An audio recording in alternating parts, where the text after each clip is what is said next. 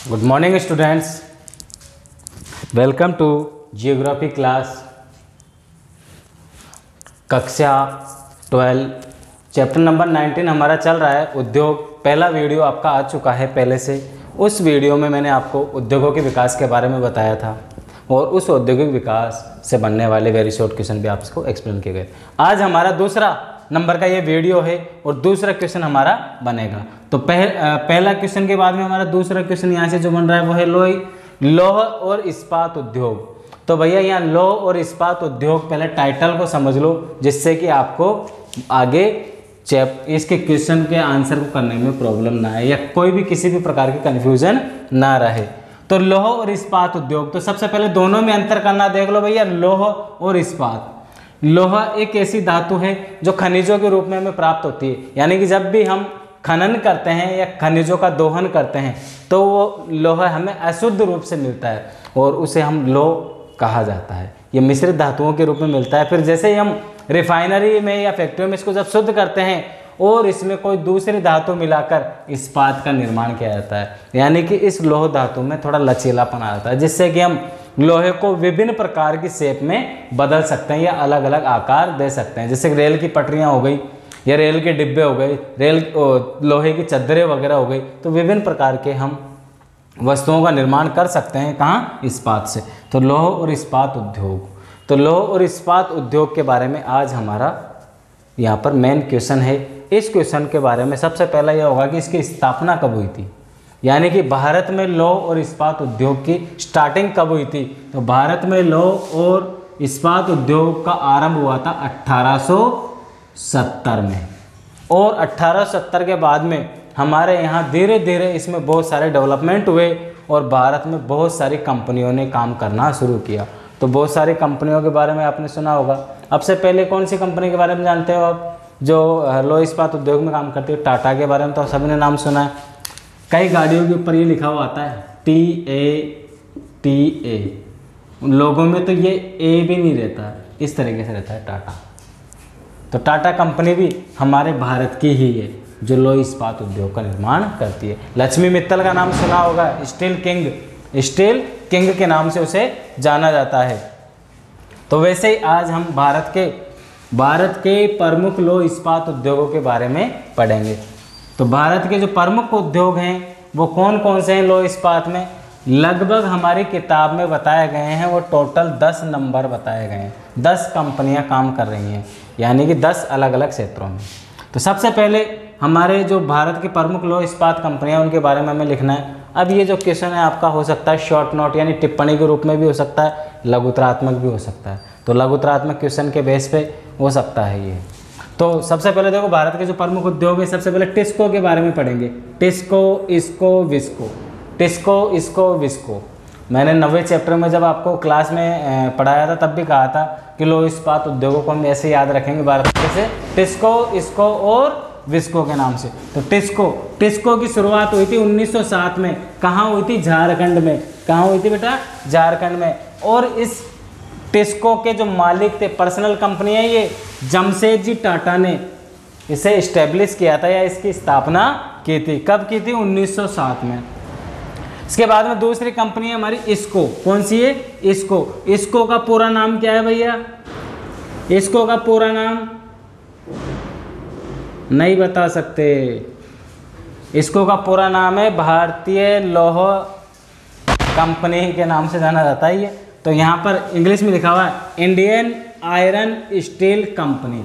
Indian iron steel company 1976 में इस company को सेल में मिला लिया गया था। अब सेल क्या है आगे बात करेंगे।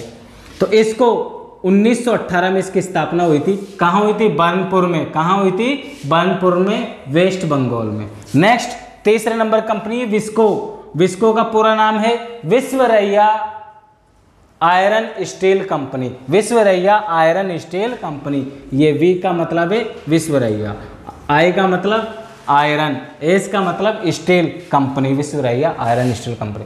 इंग्लिश मीडियम की बुक में पता है कैसे लिखा हुआ है ये विस्को नहीं लिखा हुआ, वहां पे लिखा हुआ है मिस्को। क्या लिखा हुआ है? मिस्को। और मिस्को का मतलब यहाँ कुछ भी नहीं निकलता। पहला शब्द यहाँ पर आपको वी बनाना होगा या फिर किसी जगह पर डब्ल्यू भी लिखा हुआ हो सकता है। तो तीसरी कंपनी थी हमारे यहाँ जो शुरुआत हुई भारत में 1923 में विस्को के नाम से, भद्रावती में इसकी स्टार्टिंग की गई थी। तो ये 3 कंपनियाँ हो गई। चौथी कंपनी कौन सी है आगे एडवांस बता रहा हूँ थोड़ा एक्स्ट्रा में। चौथे नंबर की कंपनी थी हमारी राउरकेला के नाम से। किस नाम से? राउरकेला के नाम से। 5वें नंबर पे थी भिलाई इस्पात कंपनी। कौन सी थी? भिलाई इस्पात कंपनी। 6ठे नंबर पर दुर्गापुर, 7वें नंबर पर बोकारो और 8वें नंबर पर विशाखापट्टनम, 9 नंबर पर विजयनगर और 10वें नंबर पर सेलम। इस तरीके से 10 कंपनियां पढ़नी है आयरन के मामले में, यानी कि लौह इस्पात उद्योग के बारे में।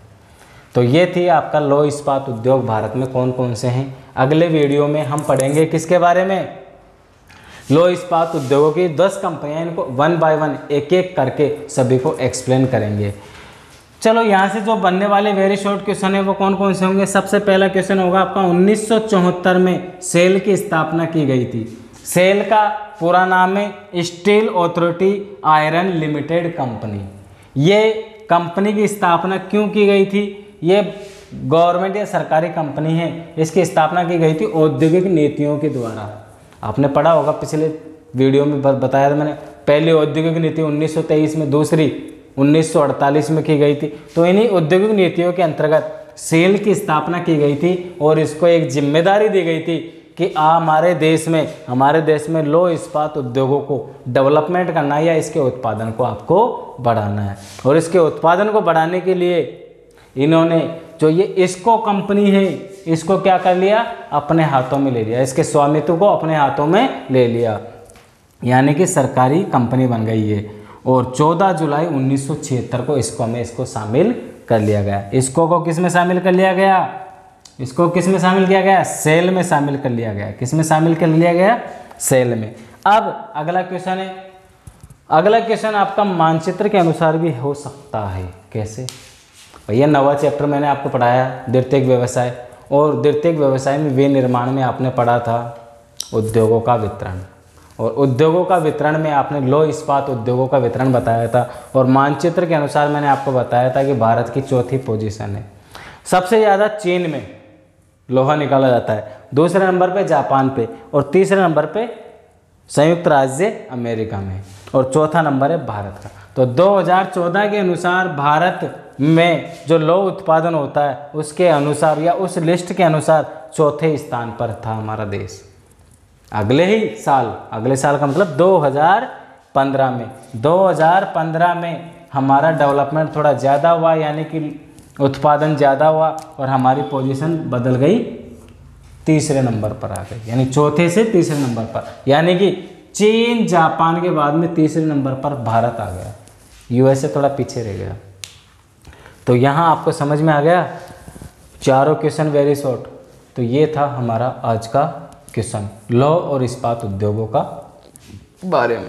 तो 10 कंपनियों के बारे में पढ़ना है, 10 कंपनियों को 1 बाय 1 हमें पढ़ना है। अगले वीडियो में हम इसी के बारे में पढ़ेंगे। और हाँ, पिछले वीडियो में मैंने शायद आपसे कहा था कि स्थानीयकरण के बारे में पढ़ेंगे, तो स्थानीयकरण हम अगले वीडियो में पढ़ेंगे, क्योंकि पहला ये बनता है, इसी के बाद में हमारा दूसरा वीडियो बनेगा। बाकी thank you very much. Next time मिलेंगे फिर।